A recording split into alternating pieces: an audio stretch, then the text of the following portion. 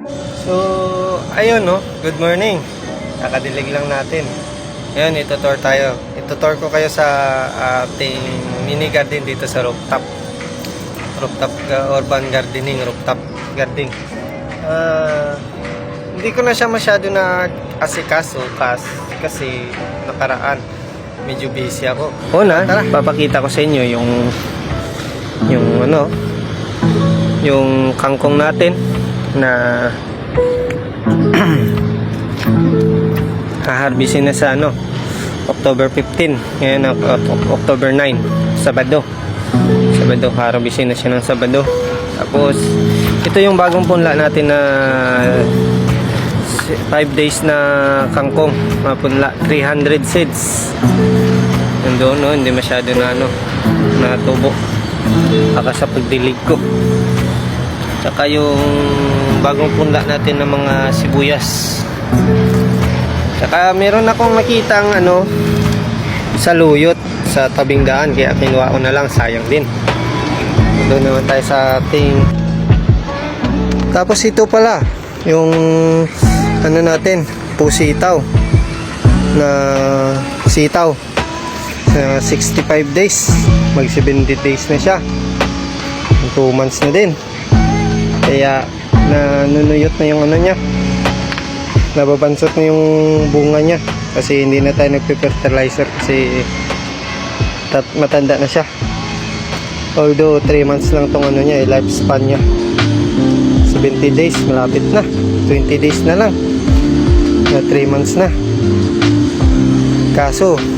Pero ngunit bumubunga pa rin, nakakaroon pa rin. Dito naman tayo sa ating mustasa, sa ating 10 days na mustasa. Yan, hindi ko siya masyado na asikaso kasi medyo busy talaga. Tapos ito yung labanos natin, labanos mustasa, wala tayong sigarilyas. Yan, nagkakaroon na ng bunga yung labanos natin. Ito yung sili natin, ito yung totoong siling labuyo, isa sa pinakamanghang na sili, maliliit na sili.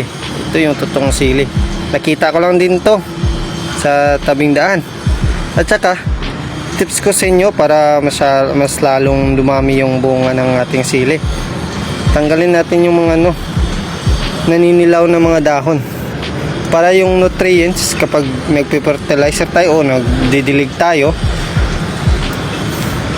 ng ating halaman na sili, sa bunga magpupokus yung nutrients kapag nagdidilig tayo, hindi doon sa mga dahon. Ititira na natin mga dahon, yung mga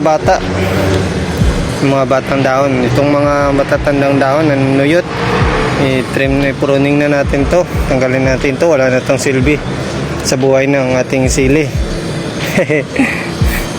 Tsaka ito yung natin, okra, nagkaroon na ng bunga, bulaklak, may bunga na rin siya. Ayan, 60 days, 2 months na 60 days na siya, pero ang late pa rin. Kasi limited lang yung niya kung kukuha ang nutrients, nakapating mix lang. Tapos ito yung ating cucumber, may bunga na siya.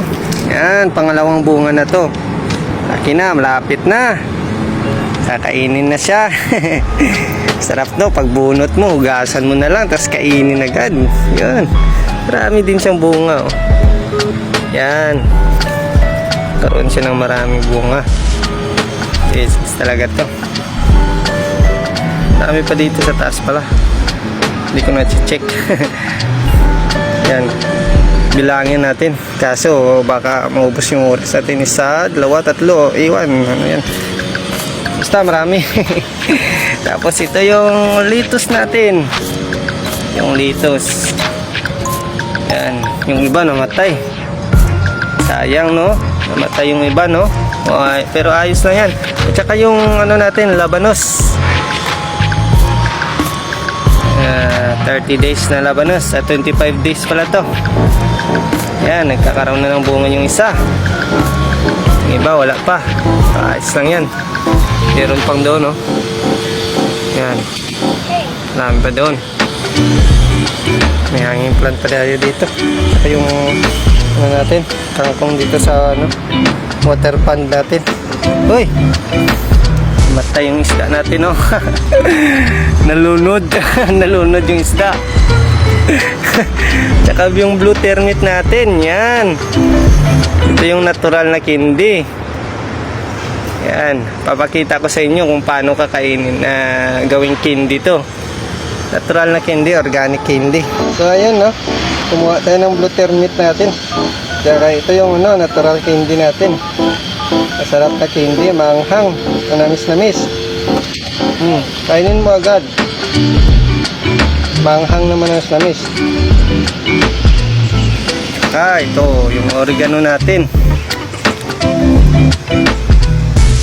Galing to kina Ma'am Nelly Rodriguez. Thank you po. Pumuto lang ako ng sanga. Ngayon ito na siya. Tsaka ito sa baba natin, itong mga lalaking dahon ng oregano. Sa susunod na araw, pag hindi na tayo busy, November siguro, or next week, November. Ngayon ay October 9. Mga November, ayos na to. Unin. At saka ipatuyo sa araw. Tapos hindi ko alam kung ano sa Tagalog yun. Ang tawag sa Tagalog, no? Yung i-greenin siya, gigilingin, parang tutuyuin, tapos isain, dugmukin. Dugmukin. Para ihalo doon na, pag natuyo na yun, itong dahon niya, mabango to sa mga adobo natin, sa mga luto natin prito. Ano natin, parang magic sarap, budbud. Yun, mabango. Tapos herbal din siya, no? Pwede itong lagain kasi inumin. Kapag hindi nyo naman kayang inumin ng buo, ng natural, lagyan nyo ng honey. Kaso mahal yung honey natin, kaya asukal na lang. Kasi ito yung mga aligbati natin. Yan, pwede na siyang harvestin. Mag-harvest lang po kayo dito kung gusto nyo. Libre lang po. Except lang dun sa natin, sa bagong punla na yan, na kangkong. So yun lang, at saka ito pala yung successful punla natin na mga yun 7 days na mga pechay. Successful punla. Alam mo ba kung bakit tinawag ko itong successful punla? Kasi hindi siya ligi, hindi matataas yung Tapos nagtanim tayo sa mainit na panahon. Mainit na panahon, maganda yung niya. Tsaka hindi masyadong nilaw. Mabilang natin yung naninilaw na berdeng berde. Lumalabas na yung true leaves niya. Meron pa dito. Yun. Okay. So yun lang, ito lahat yung natin. Maliit lang. Yan, enjoyment lang. Ay, meron pa pala dito yung ating kalabasa. Yan, kalabasa natin. Kaso hindi to bubunga depende kapag may pollinator. Kasi pag ganitong mga bulaklak, yan, matataas na ganito, kadalasan sa kalabasa hindi bubunga. Yan, bulaklak lang siya. Maganda to bulaklak pag may ginataan kayong mga isda, hito, catfish, dalag, mag ginataang tilapia, maganda to. Haluan nyo ito, tsaka itong Yung talbos. Halo niyo yung talbos niya.